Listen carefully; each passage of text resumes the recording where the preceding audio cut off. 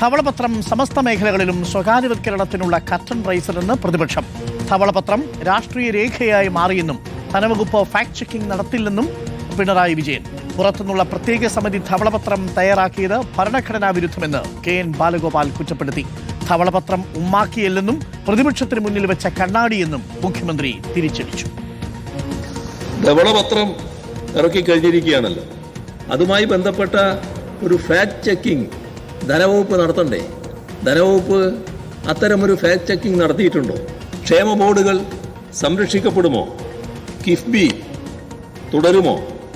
ഇതിനെല്ലാമുള്ള മറുപടി ജനങ്ങൾ ആഗ്രഹിക്കുന്നതാണ്. ഇപ്പോൾ ഇതിനകത്തെ ഡീറ്റെയിൽസ് എല്ലാം പുറത്താർക്ക് കൊടുക്കാൻ പാടില്ല. കേരളത്തിൻ്റെ ഖജനാവിനകത്തെ മാസം തോറുമുള്ള ദിവസം തോറുമുള്ള സീക്രട്ടും കാര്യങ്ങളെല്ലാം കൂടി പുറത്തു കൊടുക്കാൻ പാടില്ല. അതൊരു രഹസ്യ സ്വഭാവമുണ്ട്. കാരണം നമ്മുടെ പേയ്മെൻറ്റും നമുക്ക് വരവും ചെലവും മനസ്സിലാക്കി പുറത്തുനിന്ന ആൾക്ക് ഇടപെടാൻ പറ്റുകയാണെങ്കിൽ നമ്മുടെ പേയ്മെൻറ്റിനെ ഡീസ്റ്റെബിലൈസ് ചെയ്യാം. അതിനകത്തോടെ അതുകൊണ്ടാണ് അങ്ങനെ കൊടുക്കരുത് എന്ന് നമ്മൾ പറയുന്നത്. ബഹുമാനപ്പെട്ട പ്രതിപക്ഷ നേതാവ് ഇന്നലെ സംസാരിച്ചപ്പോൾ ഒരു കാര്യമില്ലാതെ പറഞ്ഞു ധവളപത്രം എന്ന് പറയുന്ന ഉമ്മാക്കി കാണിച്ച് ഭയപ്പെടുത്തേണ്ടതാണ്. സാർ, ഞാൻ അങ്ങയോട് വളരെ വിനയത്തോടു കൂടി പറയുന്നു, സാർ, ഈ ധവളപത്രം ഉമ്മാക്കിയല്ല, നിങ്ങളുടെ മുമ്പിൽ വച്ചിരിക്കുന്ന കണ്ണാടിയാണ്. 10 കൊല്ലക്കാലത്തെ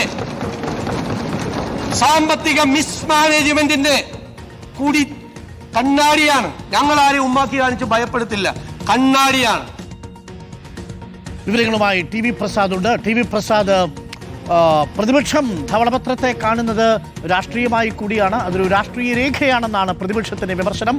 എങ്ങനെ സംഗ്രഹിക്കാം പ്രതിപക്ഷത്തിന്റെ നിരീക്ഷണത്തെ?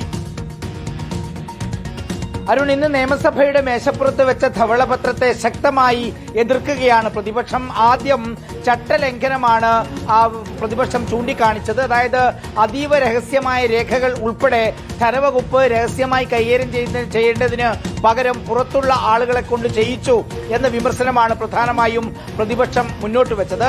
മാത്രവുമല്ല, നേരത്തെ VD സതീശൻ ഉൾപ്പെടെയുള്ളവർ പുറത്ത് പറഞ്ഞു നടന്നതുപോലെ എല്ലാ കാര്യങ്ങൾ എന്നുള്ളതാണ് ധവളപത്രത്തോടെ വ്യക്തമായതെന്നും പ്രതിപക്ഷം ചൂണ്ടിക്കാണിക്കുകയാണ്. അതോടൊപ്പം തന്നെ പെൻഷൻ പ്രായം വർദ്ധിപ്പിക്കാനുള്ള നീക്കം, അതുപോലെ തന്നെ സ്വകാര്യവൽക്കരണത്തേക്കുള്ള നീക്കം, ഇതിനെല്ലാം ശക്തമായി എതിർക്കുകയാണ് പ്രതിപക്ഷം. അതുകൊണ്ട് തന്നെ ധവളപത്രത്തിൽ ചൂണ്ടിക്കാണിച്ച പല വിഷയങ്ങളും പ്രധാനമായി പ്രചാരണ വിഷയമാക്കാൻ പ്രതിപക്ഷം ഉദ്ദേശിക്കുന്നു എന്നുള്ളതാണ്. പ്രധാനമായും കിഫ്ബിയുമായി ബന്ധപ്പെട്ടാണ്. കിഫ്ബി ഇനി എങ്ങനെയാണ് മുന്നോട്ട് കൊണ്ടുപോവുക എന്നത് സംബന്ധിച്ചുള്ള എന്ത് നയമാണ് ഭരണപക്ഷത്തിനുള്ളത് എന്നുള്ളത് പ്രതിപക്ഷം ചോദിക്കുന്നുമുണ്ട്. എന്തായാലും ഭരണപക്ഷം ഇന്ന് മുന്നോട്ട് വെച്ച VD സതീശന്റെ നേതൃത്വത്തിലുള്ള സർക്കാർ മുന്നോട്ട് വെച്ച ധവളപത്രം, ആ ധവളപത്രത്തെ പാടെ എതിർക്കുകയാണ് പ്രതിപക്ഷം എന്നതാണ് അരുൺ.